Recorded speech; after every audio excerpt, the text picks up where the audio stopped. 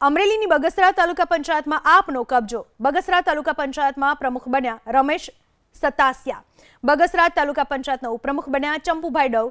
10 સદસ્યોની બહુમતી સાથે આપે બગસરા તાલુકા પંચાયતનું સુકાન સંભાળ્યું। બગસરા તાલુકા પંચાયતમાં આપનો કબજો છે।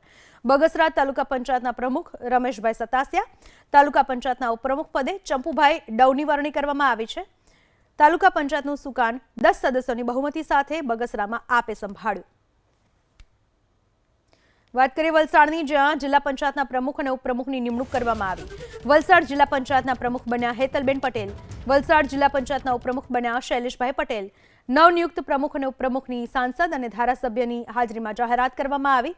ભાજપના કાર્યકર્તાઓએ નવનિયુક્ત હોદ્દેદારોને શુભેચ્છા પણ આપી।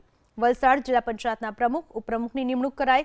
જિલ્લા પંચાયતના પ્રમુખ તરીકે હેતલબેન પટેલ, ઉપપ્રમુખ તરીકે શૈલેષભાઈ પટેલ જેમની પસંદગી કરવામાં આવી છે, જાહેરાત કરવામાં આવી છે। નવનિયુક્ત હોદ્દેદારોને તમામે શુભેચ્છા પાઠવી।